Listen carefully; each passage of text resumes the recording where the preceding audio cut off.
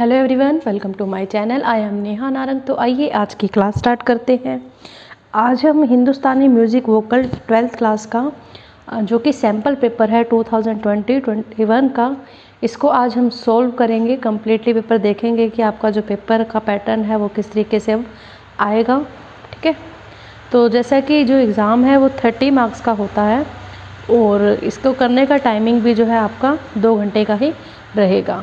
सबसे पहले part A देखते हैं। इसमें आपके मल्टीपल चॉइस क्वेश्चन हैं। पढ़ते हैं इसमें क्या दिया हुआ। पहले गाइडलाइन, निम्नलिखित में से किन्हीं 15 प्रश्नों के सही उत्तर इंगित कीजिए। सभी प्रश्नों के अंक समान हैं। ठीक है, तो पेपर जो आपको इंग्लिश और हिंदी दोनों में ही मिलेगा। तो इसमें आपको टोटल 21 क्वेश्चन दिए हुए हैं MCQ, जिसमें से 15 MCQs आपको करने हैं। ठीक है, तो आइए हमारा फर्स्ट MCQ देखते हैं। राग मालकोस की जाति ओढ़व शाढ़व, शाढ़व ओढ़व, ओढ़व ओढ़व, ओढ़व संपूर्ण। तो राग मालकोस की जो जाति है वो ओढ़व ओढ़व है। राग मालकोस में आपका रे और पास जो है वो वर्जित रहता है, आरोह में भी और अवरोह में भी। इस कारण से जो मालकोस राग की जाति है वो ओढ़व ओढ़व हुई। राग भैरव का वादी संवादी। सबसे पहले हम बात करें राग भैरव की, तो राग भैरव जो है अपने ही थाट से उत्पन्न एक राग है। भैरव थाट से ही उत्पन्न राग है, इसलिए इसको आश्रय राग भी कहा जाता है। ठीक है, तो हमें इसका देखना है कि वादी संवादी स्वर कौन सा है। धारे, रेधा, नीगा, गानी। देखो, धारे और रेधा ये कंफ्यूज करने वाले हैं, क्योंकि राग भैरव का जो वादी संवादी है वो धा तो स्वर वादी है और रे संवादी है। तो कुछ बच्चे कंफ्यूज हो जाते हैं, तो इस चीज़ का ध्यान रखें कि रे और धा स्वर तो आपके कोमल लग रहे हैं, लेकिन वादी आपका धा है और संवादी आपका रे स्वर है। ठीक है, बागेश्वरी में लगने वाले कोमल स्वर। तो बागेश्वरी जो राग है ये आपका काफ़ी थाट से उत्पन्न राग है, और काफ़ी थाट की जो पहचान है वो यही है कि उसमें गा और नि स्वर क्या लगता है, कोमल लगता है। तो बागेश्वरी में भी आपके गा और नि स्वर जो है कोमल लगेंगे। देख लेते हैं ऑप्शन में क्या दिया हुआ है। रेधा, रेनी, गानी, धानी। तो गा और नि इसका राइट आंसर है। अब बताना है कि झप ताल में विभाग व्यवस्था, मतलब झप ताल के जो विभाग है वो कैसे होते हैं। सबसे पहले मैं आपको बता दूं कि जो झप ताल होते हैं वो 10 मात्राओं की ताल है, और पहला विभाग 2 मात्रा का, दूसरा विभाग 3 मात्रा का, तीसरा विभाग 2 मात्रा का और चौथा विभाग 3 मात्रा का। मतलब 2-3-2-3 का क्रम रहता है। और झप ताल 10 मात्राओं की ताल है, जिसके बोल हैं धिन ना, धिन धिन ना, तिन ना, धिन धिन ना। तो देखते हैं क्रम कौन सा सही है। 2-3-3-2 गलत है, 2-3-2-3 यही इसका राइट आंसर है। ठीक है, पहला विभाग भी 2 मात्रा का, पहला और तीसरा विभाग 2 मात्रा का, दूसरा और चौथा 3-3 मात्रा का। ये आपकी अर्ध समपदी ताल है, मतलब आधी समान ताल है ये आपकी। ठीक है, धमार ताल में खाली किस मात्रा पर आती है। तो धमार ताल की बात करें तो धमार ताल आपकी 14 मात्राओं की ताल है, और धमार ताल में धमार को गाया भी जाता है। ठीक है, और धमार ताल के जो बोल हैं वो ये हैं क धे ट धा अ ग ते ट ता आ। ठीक है, तो जो पहला विभाग है धमार ताल में वो 5 मात्रा का होता है। इसके बाद जो आपका दूसरा विभाग है वो आपका 2 मात्रा का, फिर 3 मात्रा का, फिर 4 मात्रा का। ठीक है, इस क्वेश्चन में हमें ये बताना है कि खाली आता किस मात्रा पे है, तीसरी पर, 5वीं पर, 8वीं पर या फिर 9वीं पर। तो इसका राइट आंसर है आपका 8वीं मात्रा पर।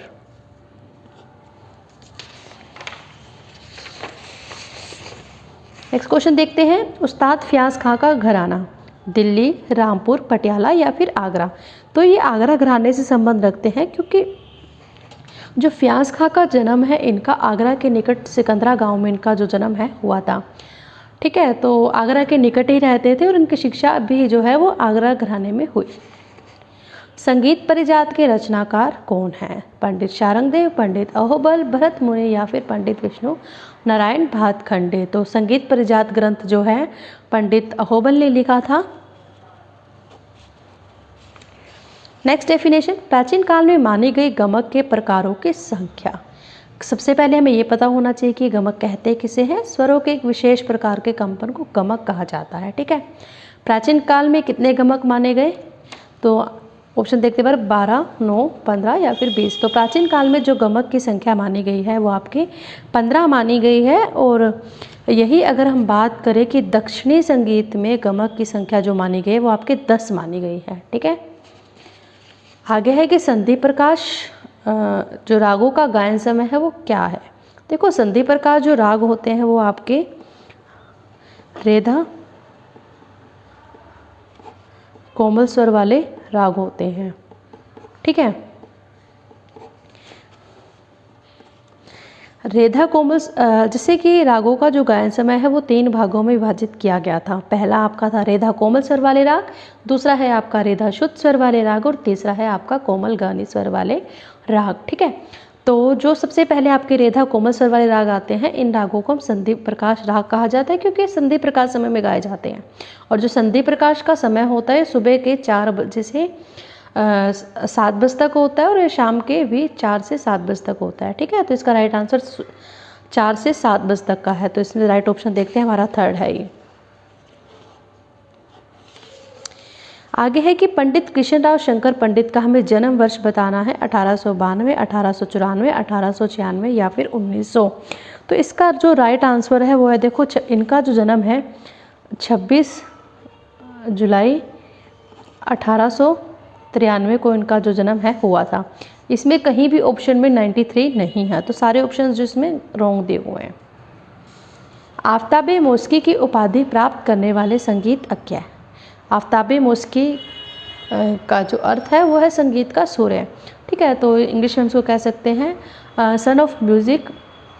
तो ये किस संगीतज्ञ को मिली, तो बड़े गुलाम अली खां, अब्दुल करीम खां, तानसेन या फिर फ्याज़ खां। तो ये जो उपाधि है फ्याज़ खां को दी गई थी। ठीक है,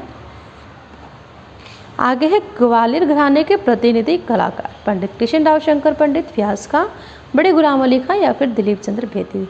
तो इसका राइट आंसर है पंडित कृष्णराव शंकर पंडित।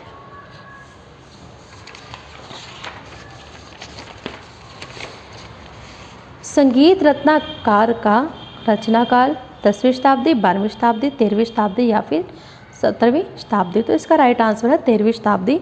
1210 ईस्वी के आसपास जो है ये ग्रंथ लिखा गया था। नेक्स्ट क्वेश्चन देखते हैं, वीणा की तार पर स्वरों की स्थापना करने वाले सर्वप्रथम संगीतज्ञ है। तो सबसे पहले जो वीणा के तार पर स्वरों की स्थापना की थी, वेर इज द क्वेश्चन, पंडित अहोबल ने की थी। ये संगीत परिजात में आता है आपका।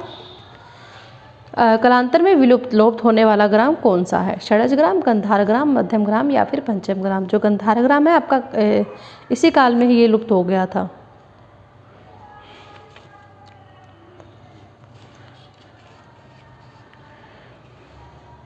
नेक्स्ट क्वेश्चन, कोष्टक ये आपको चिन्ह दिया हुआ है, इसे दर्शाने के लिए किया जाता है। अब बताना है कि खटका, कर्ण, मीन या फिर गमक। देखो, खटका के लिए हम कोष्टक का ही प्रयोग करते हैं। स्वर को हम कोष्टक के अंदर ही लिखते हैं। जैसे मान लो हमें प स्वर पे खटका देना है तो इस स्वर को हम क्या करेंगे, कोष्टक में लिख देंगे, यानी कि आपके ब्रैकेट में लिख देंगे। और इसका मतलब ये होता है कि मान लो हमें इस स्वर पे खटका देना है तो हमें पहले अपना मूल स्वर लिखना है जिस स्वर पे खटका देना है, फिर उससे मूल स्वर से अगला स्वर आ जाएगा आपका। प से अगला कौन सा स्वर होता है, ध। ठीक है, अब क्या होगा कि मूल स्वर से पिछला स्वर आएगा इसके बाद जो लिखेंगे। प के पहले क्या आता है, म, और फिर वापस से वही स्वर। ठीक है, इसका मतलब होता है कि प, ध, म, प। खटका जिस स्वर से शुरू होता है उसी स्वर पर आकर समाप्त होता है। जैसे कि आपने एग्जाम्पल में देख किया कि प स्वर से शुरू और प स्वर पर आकर ही समाप्त हो गया। आगे अगला स्वर आता है, मूल स्वर से अगला स्वर होगा, फिर मूल स्वर से पिछला स्वर होगा। ठीक है, तानपुरे में तारों की संख्या कितनी है, वेरी इजी क्वेश्चन। तानपुरे में आपके 4 तार होते हैं। प्रत्येक ग्राम से कितनी मूर्छनाएं उत्पन्न होती है, प्रत्येक ग्राम से आपकी 7 मूर्छनाएं उत्पन्न होती है और कुल आपकी 3 ग्राम है, तो 3 ग्राम से आपकी कुल 21 मूर्छनाएं उत्पन्न हो जाएंगी। ठीक है, तो प्रत्येक ग्राम से कितनी मूर्छनाएं उत्पन्न होती हैं, 7 इसका राइट आंसर रहेगा। नेक्स्ट है, तानपुरे के जोड़ी के तार किस स्वर में मिलाए जाते हैं। तो जो बीच के 2 तार होते हैं उनको जोड़ी का तार कहा जाता है। दूसरा और तीसरा तार यानी कि, ठीक है। तो पा रे गा सा मा, तो सा इसका राइट आंसर है। गामा धा धा पा, गामा रे रे सा। सबसे पहले तो हमें देखना है कि कौन से स्वर कोमल लग रहे हैं, रे और धा स्वर कोमल लग रहे हैं। इट मीन्स ये हमारा जो सिलेबस के अकॉर्डिंग बात की जाए तो ये भैरव राग है, ठीक है। दूसरा ये भैरव राग में इन स्वरों को बार बार बोला भी जाता है, ठीक है। गामा धा धा पा ये समूह और ये वाला समूह भी गामा रे रे सा, तो स्वर समूह का बार बार प्रयोग भी किया जाता है। क्वेश्चन है कि किस राग की पकड़ है, तो ये भैरव राग की जो है पकड़ है, ठीक है। एक स्वर से दूसरे स्वर तक ध्वनि को खंडित किए बिना जाने को क्या कहते हैं? जब हम एक स्वर से दूसरे स्वर तक जाते हैं, जब हमारी ध्वनि खंडित भी ना हो तो वो हमारे मींड कहलाते हैं।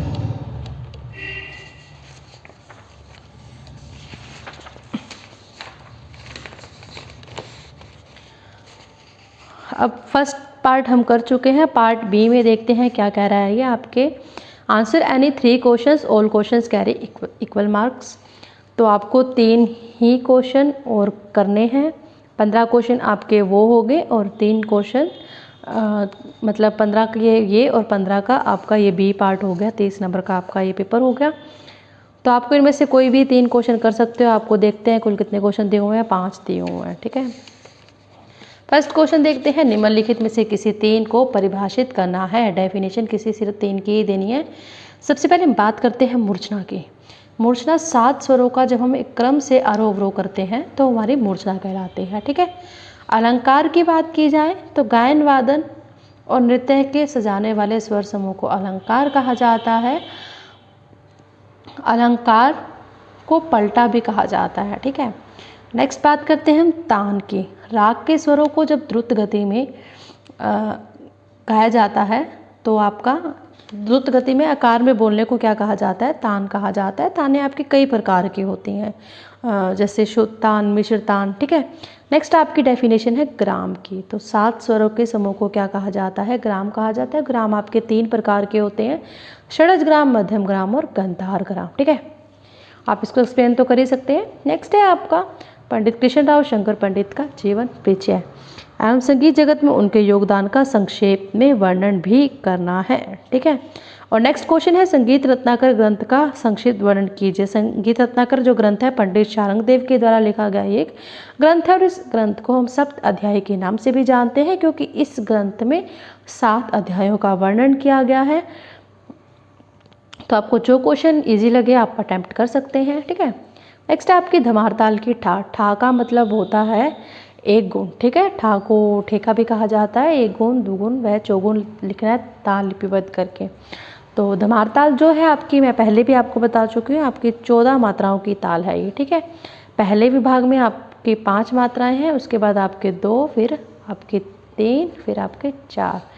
पहले विभाग में 5 मात्राएं आएंगी, दूसरे विभाग में 2, तीसरे विभाग में 3 मात्राएं और चौथे विभाग में 4 मात्राएं। इसके बोल क्या हैं? क, धे, ट, धे, ट, धा, अ, ग, ते, ट, ता, अ, ठीक है। 8वीं मात्रा पर खाली रहेगा और धमार ताल में धमार गाई जाती है, ठीक है। आप आगे आप इसको कर ही सकते हैं, 2 गुण चौगुण। नेक्स्ट क्वेश्चन देखते हैं, निम्नलिखित स्वर समुदायों से राग पहचान कर किसी एक पहचाने हुए राग का पूर्ण परिचय दीजिए। आपको 2 स्वर समुदाय दिए हुए हैं, किसी भी एक राग को पहचान करके आप उस राग का संपूर्ण परिचय दे सकते हैं। फर्स्ट है आपको नि, ध, म, प, ध, म, ग। देखो सबसे पहले देखो कि स्वर कौन सा कोमल लग रहा है आपका, ग और नि। तो आपके सिलेबस के अकॉर्डिंग जिसमें ग और नि स्वर कोमल लग रहा है वो आपका राग है बागेश्वरी, ठीक है। तो बागेश्वरी जो राग है उसमें काफ़ी थाट से उत्पन्न राग है ये आपका, और इसमें गा और नि स्वर क्या लगता है आपका? कोमल लगता है। तो आप इसका परिचय लिख सकते हैं बागेश्वरी राग का पूरा, ठीक है। नेक्स्ट भी देख लेते हैं एक बारी। गामा धनी धमा गामा गासा। ग धनी, जिस राग में आपके ग धनी ये स्वर कोमल लग रहे हैं ये आपका राग है मालकोस, ठीक है। जिसका आपको लगे आप उसका, जिसका परिचय आपको आता हो आप कर सकते हैं। मालकोस जो आपका राग है ये आपका भैरवी थाट से उत्पन्न राग है, लेकिन इसमें क्या होता है, रे और पा स्वर आपके वर्जित रहते हैं, इसलिए आपको कहीं भी रे और पा स्वर देखने को नहीं मिल रहे। ठीक है। और स्वर भैरवी थाट में होता है कि सारे स्वर कोमल रहते हैं, तो आपके सारे स्वर यानी कि रे गा धा नी, रे तो वर्जित ही हो गया, बाकी ग ध नी ये सारे स्वर आपके कोमल लग रहे हैं। आपको जिसका परिचय आता हो आप कर सकते हैं। नेक्स्ट क्वेश्चन है, अपने पाठ्यक्रम के किसी एक राग में धमार की स्वरलिपि लिखिए। तो अगर आपको स्वरलिपि आती है तो आप स्वरलिपि लिखिए, अदरवाइज आप ये क्वेश्चन अटैम्प्ट करिए। मेरे अकॉर्डिंग आपको ये क्वेश्चन अटैम्प्ट करना चाहिए ऊपर वाला, क्योंकि सबको मतलब परिचय तो मोस्टली बच्चे लर्न करते ही हैं और आपको लर्न नहीं होगा। नेक्स्ट क्वेश्चन, रागों के समय सिद्धांत की संक्षेप में चर्चा कीजिए। इजी क्वेश्चन है, थोड़ा सा ज़्यादा टफ नहीं है, आप इसको अटैम्प्ट कर सकते हैं। रागों का समय सिद्धांत, रागों को उनके समय के अनुसार जो विभाजन किया गया वो हमारा रागों का समय सिद्धांत था। इसको 3 भागों में विभाजित किया गया। रेधा कोमल स्वर वाले राग, दूसरा था आपका रेधा शुद्ध स्वर वाले राग, तीसरा था आपका कोमल गहने स्वर वाले राग। ठीक है, इनके अनुसार विभाजन किया गया। दूसरा आपका पूर्वांगवादी राग, उत्तरांगवादी राग के अकॉर्डिंग किया गया, और म स्वर के अकॉर्डिंग भी किया गया। अगर म तीव्र होगा तो वो राग जो है आपका शाम को और रात को गाया जाएगा, और यही शुद्ध माह का प्रयोग होगा तो वो प्रातःकाल और दिन में गाया जाएगा। ठीक है, थैंक यू। अगर किसी ने मेरे चैनल को सब्सक्राइब नहीं किया हो तो मेरे चैनल को ज़रूर सब्सक्राइब करें। अगर आपका कोई भी क्वेश्चन, कोई भी क्वेरी हो तो आप कमेंट बॉक्स में लिख सकते हैं। और थैंक यू।